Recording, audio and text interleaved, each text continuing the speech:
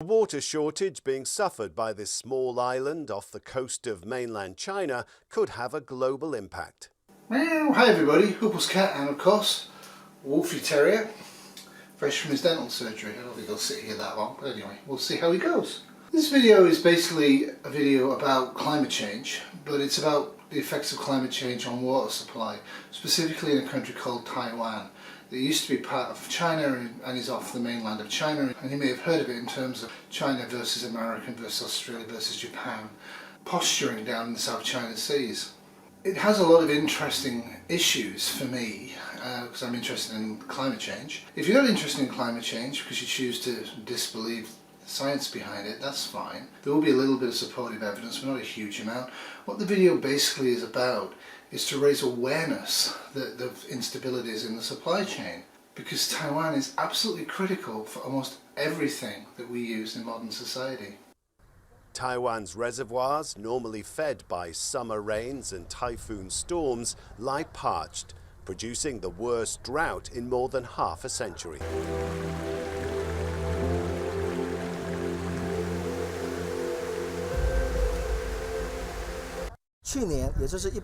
Last year, 2020, was the first time in 56 years that we didn't have a typhoon passing through. As an island state, that's our main source of water. The impact is being felt island-wide, including Taiwan's water-hungry semiconductor industry. Like other companies, TSMC, the world's biggest contract producer of microprocessors, is making up the shortfall by trucking in water. But while one tanker carries 20 tons, the company needs 200,000 tons of water daily. So me and Wolfie aren't the greatest of maths, but that would imply to me 10,000 trucks of water every day are required until water supply is resumed. In addition to water trucks, there's more recycling. In the short term, it's not a big problem, but it is an uncertainty in the coming quarter. And it's an uncertainty that adds to a global shortage of microchips, as companies in Taiwan and here in South Korea have tried to increase production to meet the demands of changing lifestyles caused by the pandemic, and that's led to hold-ups in tech-hungry industries like car manufacturing. So if this drought, which is the worst Taiwan's seen in 56 years, continues through 2021, it started in 2019, we will see problems producing cars, amongst other things, in North America. 尽管有人还是怀疑说这是短期现象，但是从长期的记录来看的话，短期的现象已经延伸成为一个长期的趋势啊，这已经是毋庸置疑。Like a lot of problems, it's not easy to tool up and replace one of the world's most massive producers of semiconductors. The problem with the semiconductor industry is that it actually is very, very water dependent. But what's Taiwan doing about it? Back in Taiwan, President Tsai Ing-wen has called for greater efforts to source and conserve water while visiting the hardest-hit central part of the island, where high-tech industries compete with local communities for dwindling supplies. We will try our best to keep people's lives from being disturbed too much, and at the same time to reduce the impact on Taichung's industries. So that's the official message. It's a problem, but it won't be a big problem. We're going to deal with it. What Taiwan is doing is drilling a lot more wells, and it's actually building at least one, I believe one, saline plant to actually extract at huge energy cost water from salt water, because they are surrounded by ocean. The other thing they're doing is they're telling the chip producers to reduce water usage by 15%, and as you can see, that's supposed to be no problem. It's supposed to be able to reduce by 20% and function just fine. Well, why are they trucking water in then? They've reduced by 15% and they're trucking extra water in because they can't meet demand and they have a huge amount of water. They are trying to recycle more of the water, but in terms of chip production it's quite difficult to do so. And again, very energy dependent. The other thing they're doing is they're actually cutting back water supply to the farming agricultural sector hugely, which is causing massive crop failures and difficulty growing the normal amount of crops and causing a lot of hardship for farmers. 到现在这个春雨就来了，但是今年这个春天已经过了这么长的时间，但是到现在，老天也没有下雨，所以是非常的干旱。所以我也应该，我从小到现在也没有像这一次这个干旱的这么严重。 And as ever, people, human beings, turn to deities to hope for the best. Usually time fixes all wounds, or at least makes us adjust, and usually a deity won't come down and produce water for the crops, but maybe they will.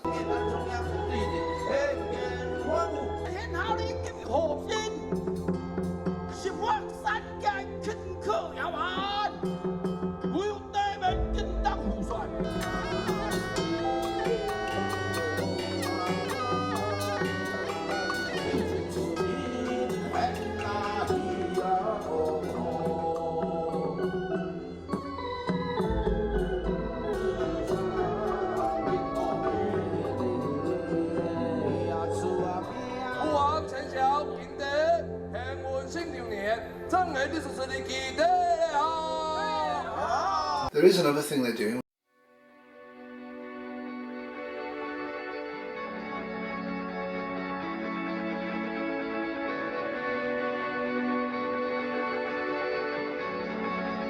So Taiwan's facing its worst drought in 56 years.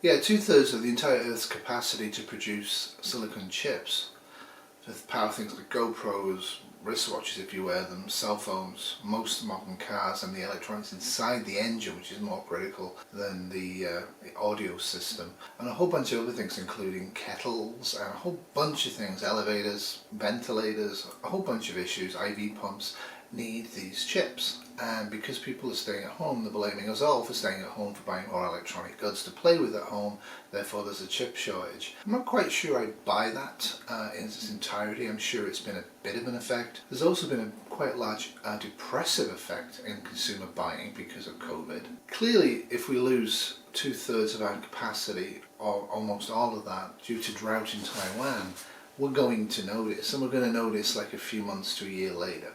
It's not going to be an immediate sit up, North America knows something bad's happened. It's going to take time.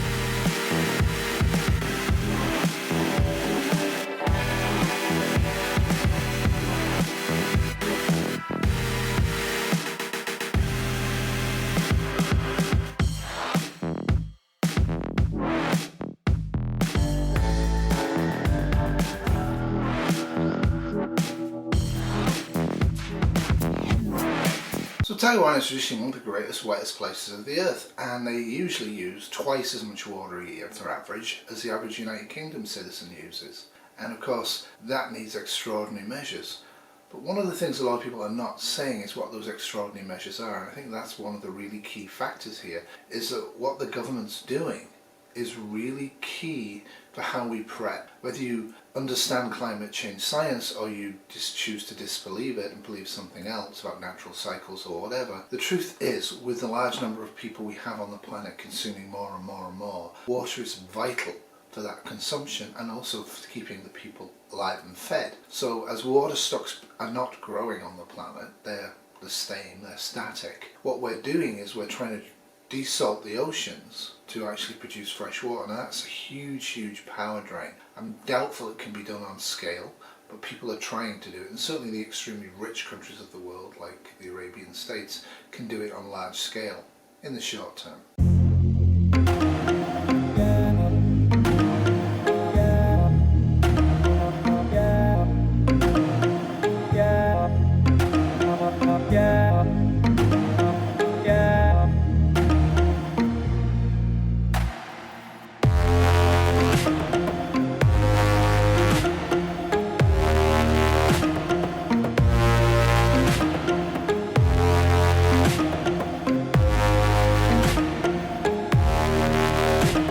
Sure does, and as I said earlier, they reckon they can reduce consumption by 20% by recycling and other methods in these factories. They've been ordered to reduce by 15%, and they've done that, and they're having to bring water in. So I don't share her confidence. One of the major issues here will be, and it's to be decided, if they get 0 typhoons in 2021 that hit mainland Taiwan, 0 again, and climate change models done by scientists and computers expect Taiwan to have 0 to very few typhoons as the oceans around them heat and as the air currents change because of Arctic melting and a lot of other issues, all combined together. The modelling for climate change has been pretty much bang on for the last 5 years. So you want to make sure that you have enough electronic semiconductor chips.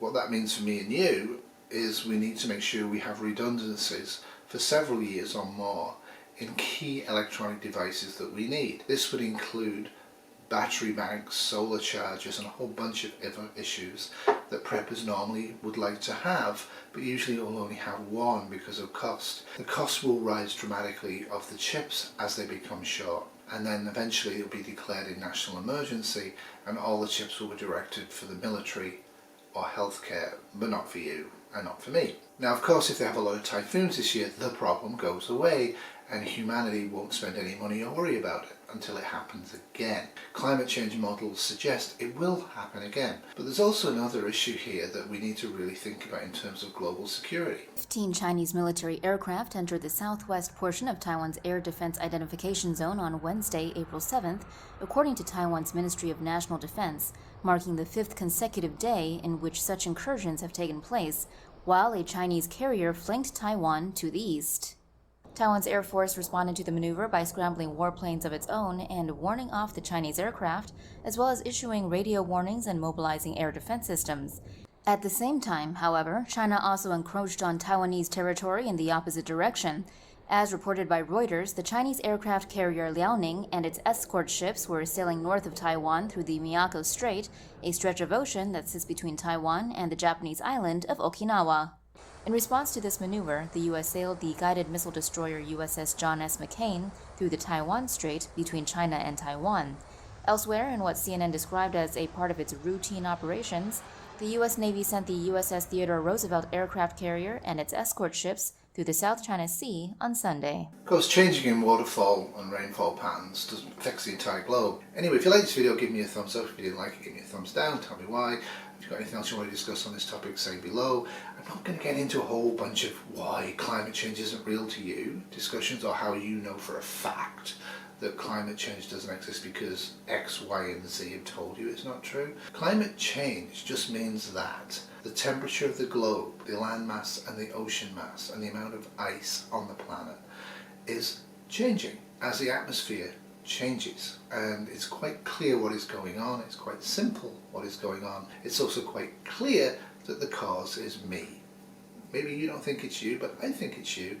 It's a human byproduct. It's a byproduct of civilization. And this could well be a Fermi's paradox solution, that all civilizations, before they become emotionally mature and intelligent enough as a population to cope with their technologies, actually produce such fundamental changes in their own atmospheres that they lose the ability to feed themselves en masse and therefore collapse as a society and never reach for the stars in any significant way.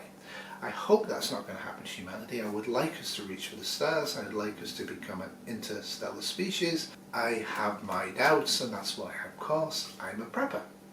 Doodles. 对我们实际的影响就是说，其实你会感觉到，就是原本新竹就是因为人口这么多，产业也这么多，其实你的水量，你需要一定的水量去稀释这些污染源。假如污染源没有被处理的时候，那对我们直接的影响就是你会感觉到水体里面其实难免就会排出比较多的异味。当你靠近水的时候，你会实际看到就是说水跟以前感觉起来是不太一样的。 This has been a Cat in a Mirror production 2021.